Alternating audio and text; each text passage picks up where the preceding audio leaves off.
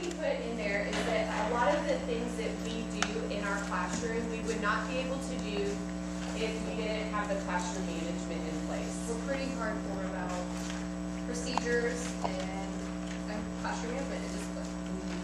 We work really hard at the beginning of the year to put all those things in place.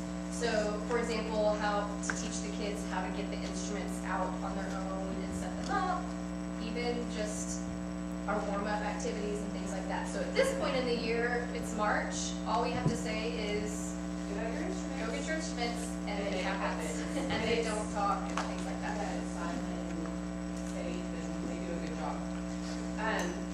And then the other thing that has really worked for us this year that we started was the framing the lesson, which is something that they're starting to implement in Garland, but it's not anything new. It's stating your objectives at the beginning and then stating what you learned at the end. So I'm curious, real quick, so who's currently teaching in an elementary situation? Okay, and then students hoping to teach in the, yeah, okay, cool, that's what I thought, I just wanted to check. So we're gonna show you, we'll start off and one of us will pretend to be the teacher and one of us will pretend to be the student. So we wrote this little rap to get our class started every day. So we have them come in and the first thing we have our kids do is sing a warm-up activity just to go ahead and get started. And then once they get back to their places, then we do this little rap. I want to be the student. So we'll pretend this is third grade. Okay. 1, 2, here we go. Third grade in the house, third grade in the house. What do? We sing, we move, we play. How do we do it? We focus, listen, learn, like good musicians do. Making music beautifully all the way through.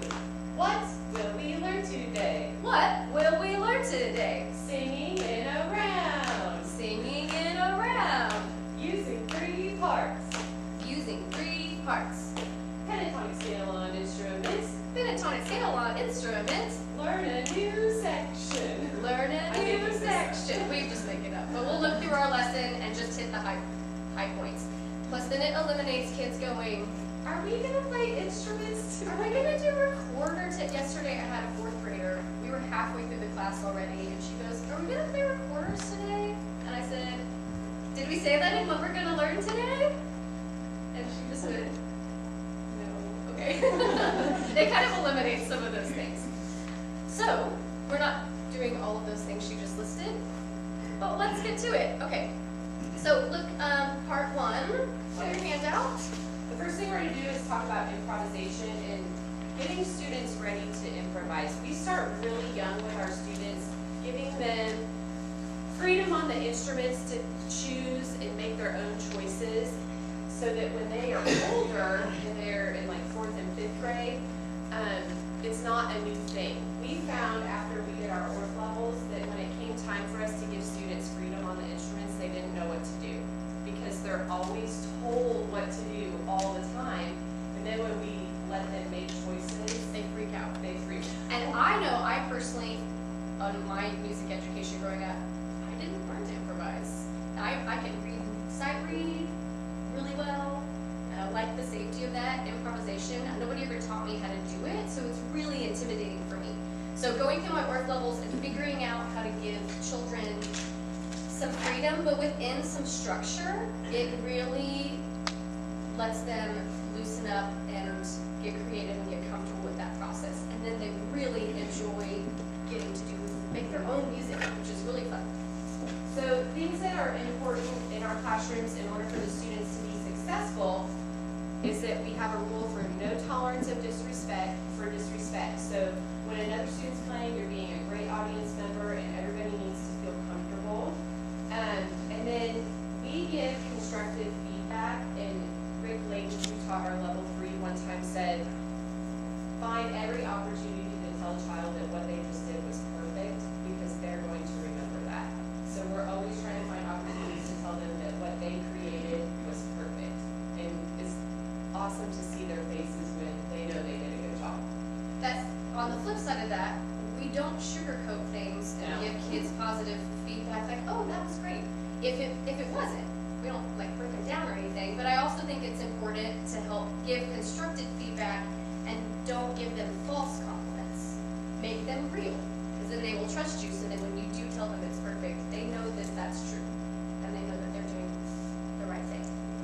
All right, so we're gonna do two sample lessons that we do with our kids in this first part. And one of them is a second grade kind of lesson that we do, and then another one is with fourth grade.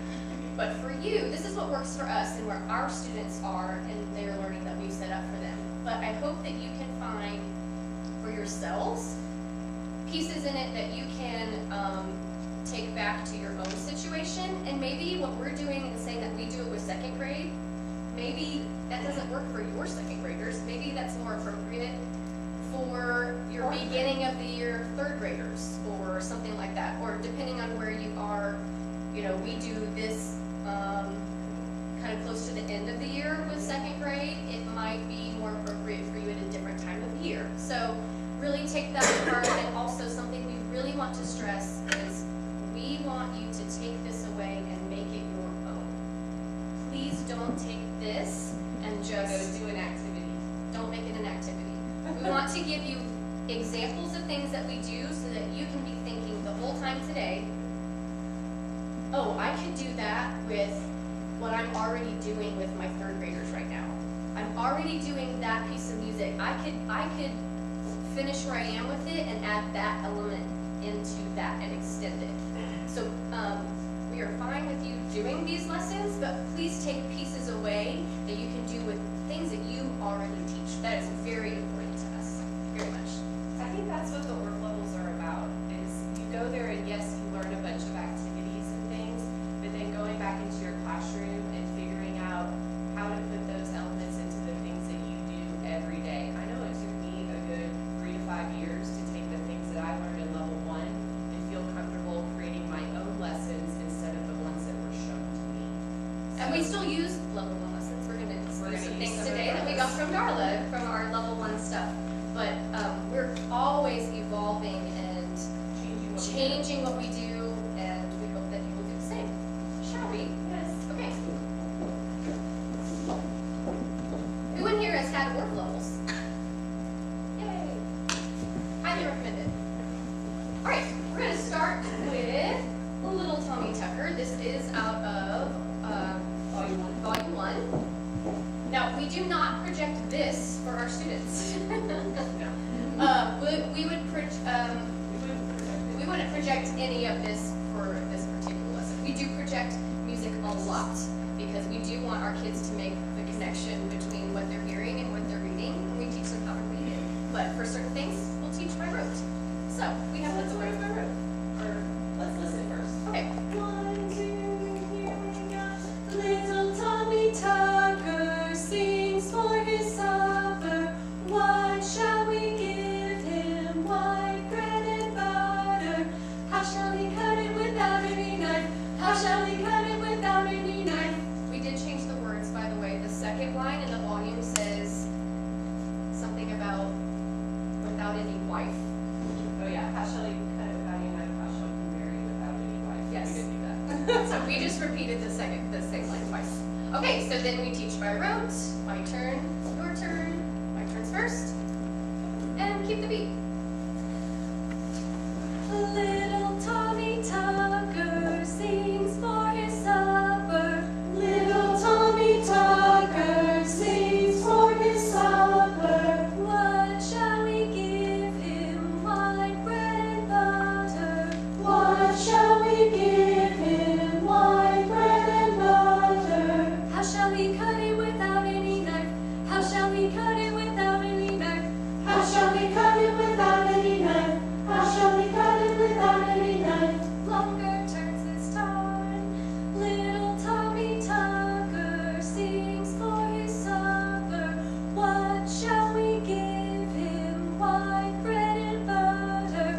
Little Tommy Tucker sings for his supper.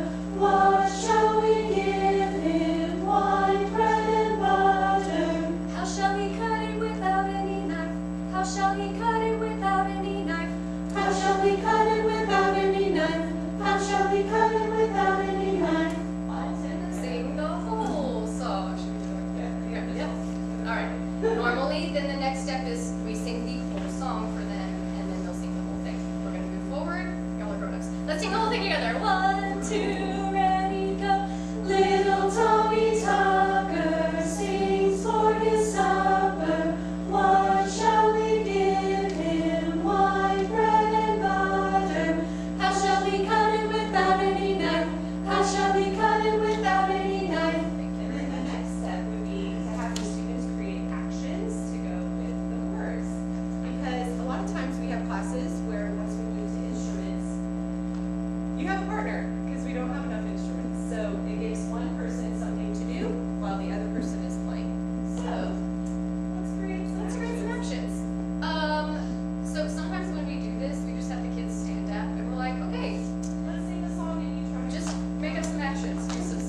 When some of the kids, they don't know what to do, so they just kind of do this.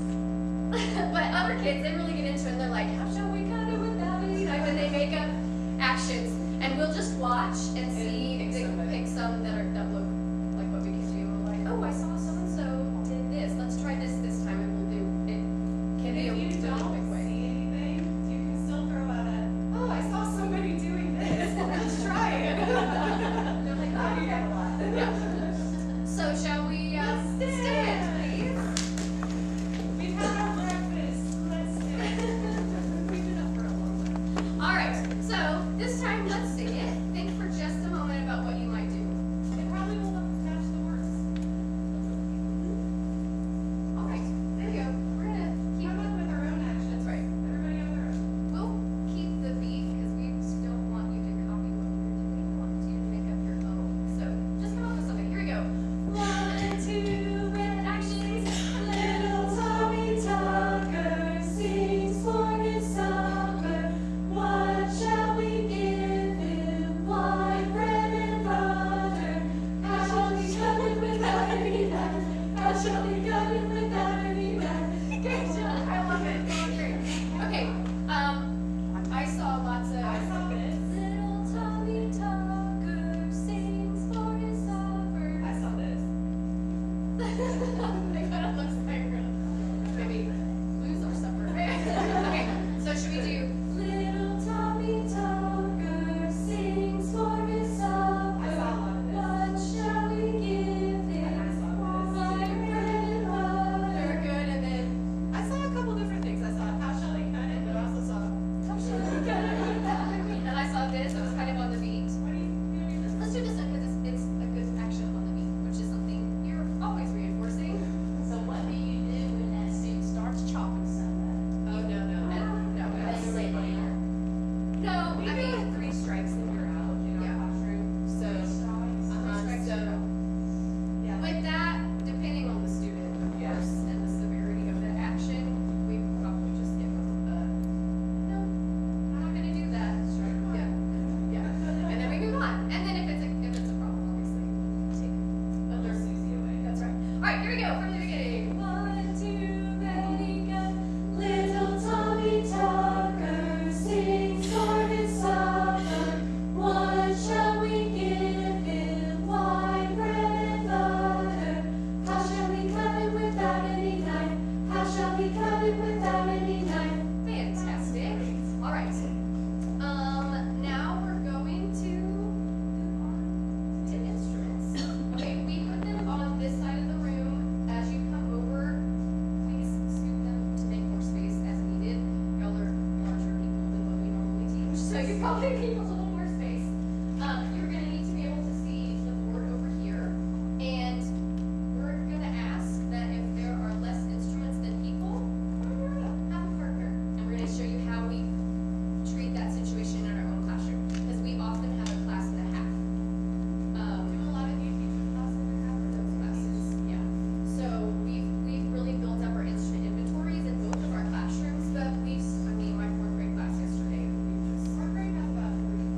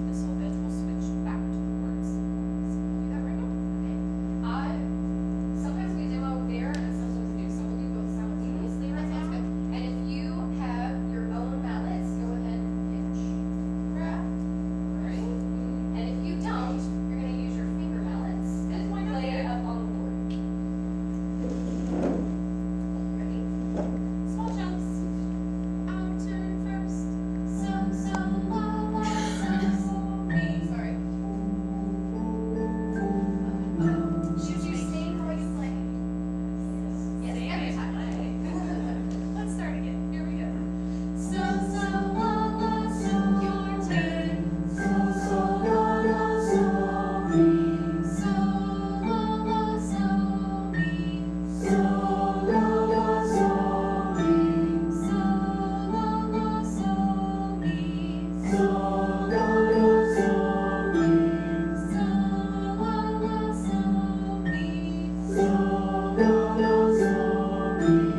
we're gonna stop right there. We don't have them play the triplets on the instruments and sing it. We just stop and sing and go. How shall we cut it without it? How shall we cut it without it? And then we have a look at each other, like ask frantically. Okay, Sharon Jones. Yes, Here, Jones. Here we go. My turn. Our turn first.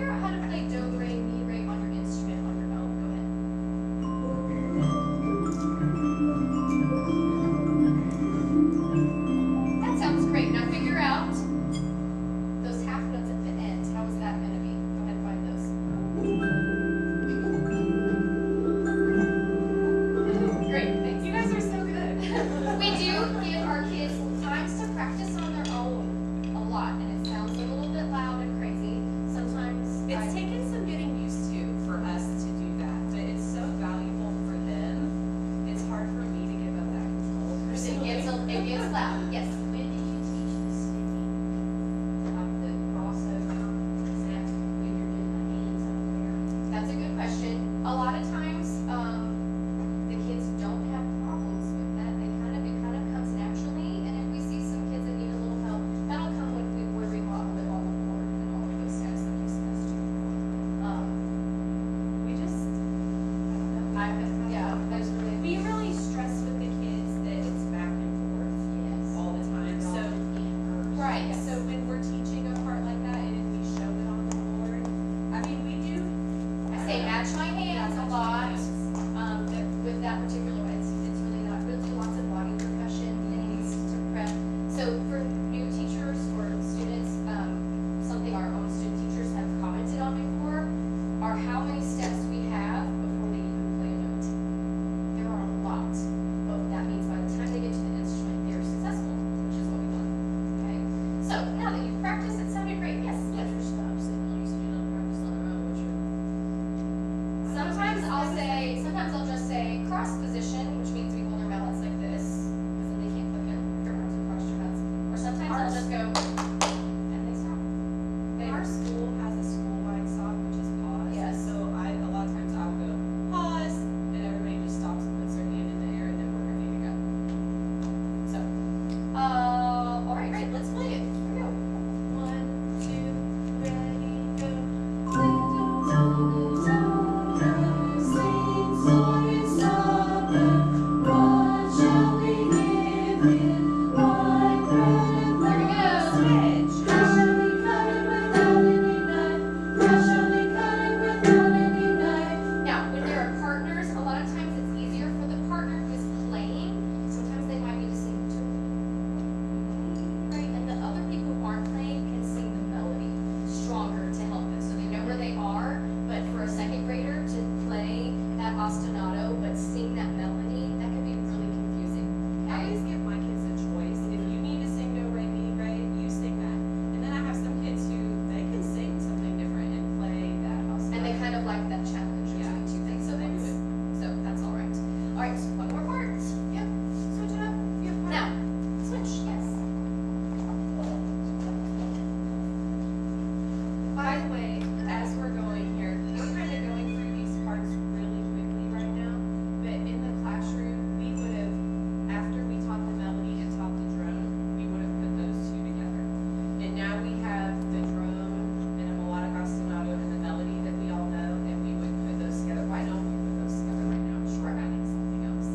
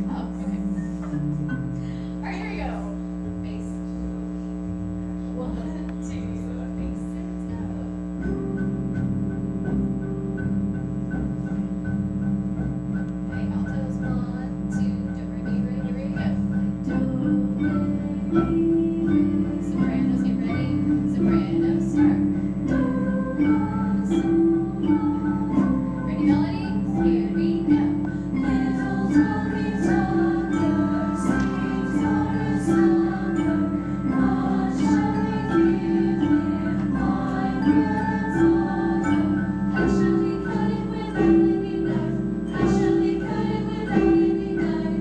Fantastic. All right, and lots of times we'll have, oh, if you're not playing right now, remember our actions we did, and we'll throw it all together. All right. All right, up on the board, you see a B section. Let's read through it on rhythm syllables. That could be taws and TTs. Notice the repeat sign at the end. 1, 2, ready, go. T-T-ta, T-T-ta, T-T-T-T-T-T-ta. T-T-ta, T-T-ta, T-T-T-T-T-T-ta. Now let's read it using the words. When you see a line, you can just say blank. 2, ready, go. Use a blank, use a blank, use a blank, blank, or a blank. Use a blank, use a blank, use a blank, blank, or a blank. So, how shall we cut it without any knife? Let's come up with some ideas. The kids, I always talk to them about, we can pick really weird things that don't make sense, or we can pick real things you can use to cut. I had kids one year come up with instead of like a log and weird things. So we're gonna fill in. A quarter note makes one sound, it gives one beat. What should we use on the first blank? Great, sounds good. Use a car. We have another quarter note, a one syllable word, please. Yes. We almost hit one all the way. All right. Where secrets of the Now, two syllables. 2 syllables. Now, I always tell my kids at the end here that we could have it rhyme with duck and have a rhyming ending, or we could just pick something different and it won't rhyme at all. And Sometimes it's fun when things don't rhyme. it is. So, thoughts? Truck. Great. All right. Let's read it. 1, 2, ready, go. Use a car, use a duck, use a pitchfork or a truck. Use a car, use a duck, use a pitchfork or a truck. We like to laugh a lot with our kids, so this is good. All right. So here's what you're going to do. The first step we do with letting kids learn to create is just giving them no rules whatsoever. So, Other than playing the rhythm. right, playing the rhythm. So, and using every other hand back and forth. So actually right now, why don't we read this and put the rhythm with body percussion on our legs? That'll be a good precursor to putting it on instruments. Here we go. 1, 2, ready, go. Use a car, use a duck, use a pitchfork or a truck. Use a car, use a duck, use a pitchfork or a truck. So then we would let them go to the instrument and we're gonna all play it at the same time, but tell them, you know, it's gonna sound like mush because everybody's playing whatever they want. And you're just putting the rhythm on the instrument. Here we go. No. You'll probably have to model it for them the first time, Yes. because otherwise you go, okay, ready? And they're going, I don't know what to play. And you're like, you get to pick. You have to explain. It doesn't matter. Play with what we just had, but you can play whatever, and someone will still look at you like, And that's why we started doing this, because they just don't know what to do when they get to decide, because they don't get to decide a lot. And it's so neat to watch it when they finally get it. and they think that they're funny when they like repeat the same bar. Yes. For a while, like, I'm like, that's okay. If you're playing the rhythm right, that's great. Okay. Maybe don't play change it up. Maybe use 2. All right, here we go. 1, 2, say the words and go. Use a car, use a duck, use a pitchfork or a truck. Use a car, use a duck, use a pitchfork or a truck. Okay, so I did see a few people doubling. Remember what we did with our hands? Trade every time. Don't double with one hand. Also, don't think both hands at the same time. Do with your hands with your mouths what you did on your legs. Good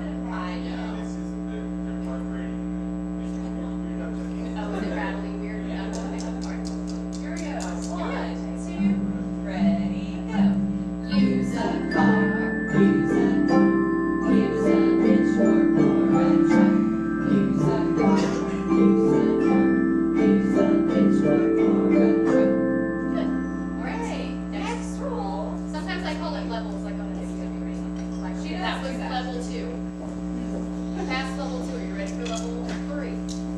Okay. You are going to start on C. What pitch of the pentatonic scale is the C? In this case, do. Okay, so you're gonna start there. I don't care if you start on the high note or the low note. Here you go. And yeah. Now we're repeating this, right? We're repeating. So the first time through, you're going to end on not C. So anything but C the first time through. And then the second time through, you have to end on a C. Okay. And I often talk about how do in the pentatonic scale that we're using is like a bass.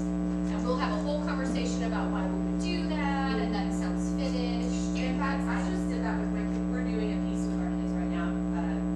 We're doing Bobby Shafto, and we added a B section in where they're getting to create. And we just had a conversation the other day, and I played Sev, and I said, okay, and I want to know if it sounds finished. And I would end on C. Does that sound finished? They said, yeah, the song sounds good. And I'd end on something else. Does it sound finished? No. So we're trying to teach them kind of a question-answer sound. Something that doesn't sound finished at the end and something that does. Which is With why we're different phrases and things like that. Okay. so here we go. Starting on C, first time through, and on C. And we would let them have their own practice time Yes. when we play together. We're gonna do that. 1, 2, ready, go. Use a car, use a truck, use a pitchfork, that's C. Use a car, use a truck, use a pitchfork for a C.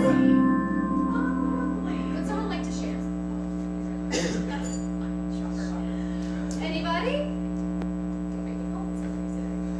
Jessica, all right, here we go. Thanks, Jessica. You know, I told her today. I was like, Jessica's coming. Here we go. Here we go. 1, 2. Ready, go.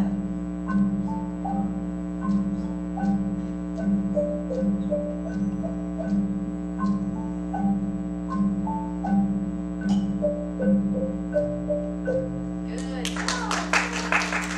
And then I asked the class often before she played, let's listen and make sure, does it sound like the rhythm and does she follow all of our rules that we've got? She did. Good job. And oftentimes I will do that before I have students play, Exactly. where I do it, and they have to tell me if I follow the rules. And then we do use this as a grade in our classrooms. I don't know what everybody has for grading in their district or whatever, but we use this as a grade, and everybody plays theirs for the class and we do grade. Cool. So the next step would be putting this in with little Tommy Tucker. So the song that we learned before is our B section. This is our B section, and then we would go back to A. So we talk about form all the time. All Okay. live long day. Yes. So let's put it all together. We So- will layer in on the A section At both times. both times. And With then older maybe kids, we'll you get might be able to just jump back in after the B section. With this level, you need to layer in to make sure we're going to repeat. All right. Do you remember your parts from Little Tommy Tucker? If you weren't playing, do our actions that we did at the beginning. Okay? All right, here we go. Everyone has jobs. Everybody has a job. Always have something to do. All right, beginning. Ready, bases? Get us started. Here we go. Altos, go. Sopranos. 1, 2, sopranos, go.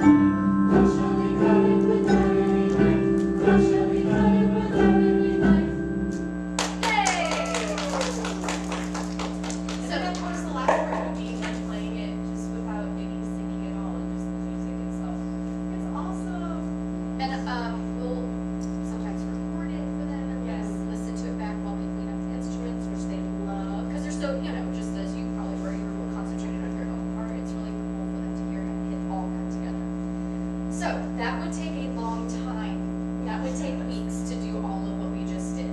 So please know that. Okay. Seashells next. Okay. All right. You see your classes twice a week. We see our classes twice a week, which is very fortunate. For 45 minutes. 45 minutes, so this would take how long on your schedule? Well, this is something we were going to mention. So our lessons usually have about 2 or 3 different elements in each class time. We always want to sing, and then we probably have our big meat of our lesson, which would probably be our instrument thing that we're working on. And Then then, it goes with a concept that we're working on. Yes. We're not just doing this for playing instruments, like, this particular song is to reinforce the tone scale. Okay? but you're also always reinforcing that they know quarter notes and eighth notes, that they know the solfege, they know the 4 things we know. So we really like using big pieces of music to reinforce all of those little things all the time. And then our last chunk is usually a movement chunk. So this is not the only thing we would do in a 45-minute lesson. This might be 20 minutes of our lesson.